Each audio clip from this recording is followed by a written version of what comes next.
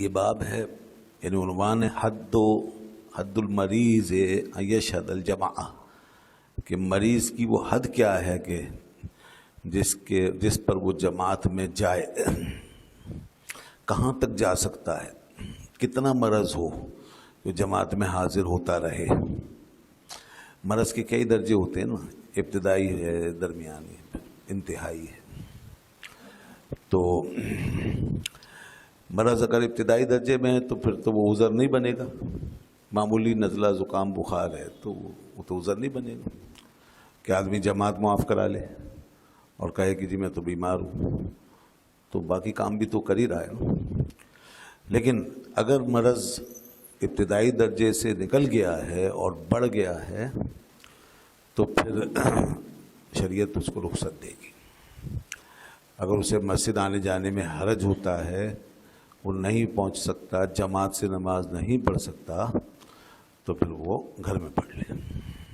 یہ پھر شریعت اس کو مہلت دیتی، اس کو رخصت کہتے ہیں، یہ رخصت ہے۔ اچھا، اس میں ایک دوسرا پہلو بھی ہے اور اس کو کہتے ہیں عزیمت۔ یعنی عزیمت کا مطلب یہ ہے کہ اب شریعت نے تو رخصت دے دی،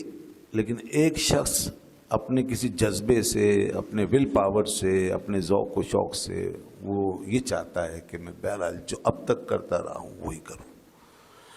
اور میں نماز جماعت سے ہی پڑھوں، میرے عمل میں کوئی فرق نہ آئے، کوئی کمی نہ آئے۔ ہوتا ہے بہت سے لوگ جذبہ ہوتا ہے، اور وہ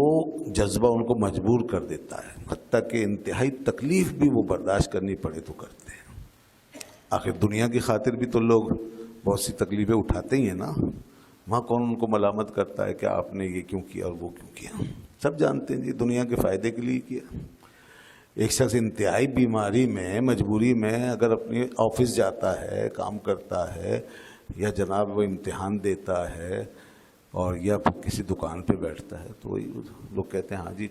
بڑی محنت کر رہا ہے۔ تو بس اسی طرح دین کا بھی ایک جذبہ ہو سکتا ہے، اللہ رسول کی محبت کا ایک جذبہ ہو سکتا ہے جو انسان کو اتنا مجبور کرے کہ بھائی نہیں ٹھیک ہے شریعت اجازت دے رہی ہے مگر میرا تو دل چاہ رہا ہے کہ میں یہ کام کروں،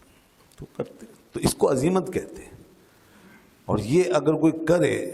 تو اس پہ کوئی ملامت نہیں۔ جی ہاں، اس کا ذوق ہے، اس کا شوق ہے،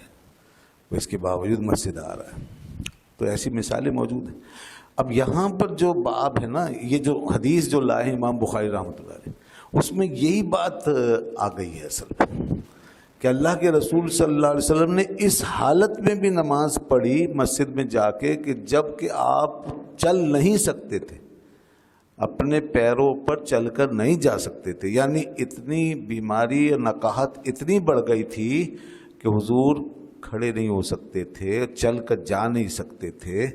لوگوں کا سہارا لے کے پھر جاتے تھے۔ دو آدمی سہارا دیتے دائیں بائیں اپنے کندھے پہ، پھر رسول اللہ صلی اللہ علیہ وسلم جاتے، اور اس طرح جاتے کہ پیر گھسٹتے ہوئے جاتے تھے، پیر مبارک بھی سیدھے نہیں رکھ پاتے تھے، ایسے گھسٹتے ہوئے پیروں کو لے جاتے تھے۔ تو یہ اس حدیث میں آیا سب، تو امام بخاری اس لیے لے کر آئے ہیں باب حد المریض ان یشہد الجماعۃ، مریض کی وہ حد کیا ہے کہ وہ جماعت میں جاتا رہے، کب تک جا سکتا ہے؟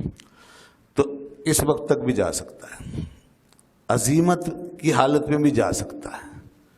جب تک اس کے ہوش و حواس سلامت ہیں، اور جب تک اسے کوئی نہ کوئی ذریعہ مل رہا ہے جانے کا، لے جانے کا، پہنچنے کا، اس وقت تک بھی جا سکتا ہے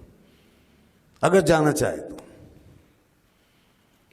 مگر ایک بات کا خیال رکھیں گے کہ کوئی ایسی بیماری نہیں ہونی چاہیے جس سے نمازیوں کو پریشانی ہو جائے۔ ہاں، یہ اب دوسروں کا مسئلہ آ جائے گا، پھر اپنی حد تک تو آپ کو جتنا برداشت کرنا ہے کر لیں، آپ کی مرضی ہے، آپ رخصت پہ چلیں، آپ عزیمت پہ چلیں، لیکن اگر آپ کی بیماری سے دوسروں کو اذیت ہو، تکلیف پہنچے، آپ کے برابر میں کھڑے ہوئے شخص کو تکلیف پہنچے، کوئی ایسی بیماری ہے، کوئی گھناؤنی بیماری ہے، ایسی کوئی جراثیم والی بیماری ہے، گھن کھانے والی بیماری ہے، تو اس میں پھر آپ مسجد میں نہیں آئیں گے، کیونکہ لوگوں کو پریشانی ہو جائے گی۔ جیسے کہ بعض لوگوں کو جسم میں پھوڑے پھنسی نکل رہے ہیں، دانے خونی ایسے پیپ نکل رہا ہے، خون بہہ رہا ہے، اس کی ایسی حالت ہے، تو بھائی اس میں تو پھر، اور اس حالت میں پھر مسجد میں نہ، یا کسی کو جناب ڈاکٹر کہہ دیتے ہیں آپ گھر میں رہیں اور لوگ آپ سے ملیں گے تو دوسروں کے لیے مسئلہ پیدا ہو جائے گا، تو پھر ایسے امراض میں، وبائی امراض میں بھی آدمی بچے، پھر احتیاط کریں۔ اور اسی طریقے سے جناب کوئی کھانسی وانسی ایسی ہو رہی ہے کہ وہ کھانستا رہتا ہے ہر وقت، تو ظاہر ہے جب کھڑا ہوگا تو برابر والے پریشان ہی ہوں گے جی، تو اس میں پھر مطلب لوگوں کا خیال کریں گے، یہ بات ذہن میں رکھیے۔ یہاں یہ عزیمت نہیں ہے، اب یہ غلط ہو جائے گا، یہ لوگوں کو تکلیف ہے اب، اور عزیمت اس چیز کا نام ہے ہی نہیں کہ لوگوں کو تکلیف پہنچائی جائے، نہیں، نہ اس میں رخصت ہے نہ عزیمت، تو وہ اس پہلو سے ہے جو میں نے پہلے بتا دیا۔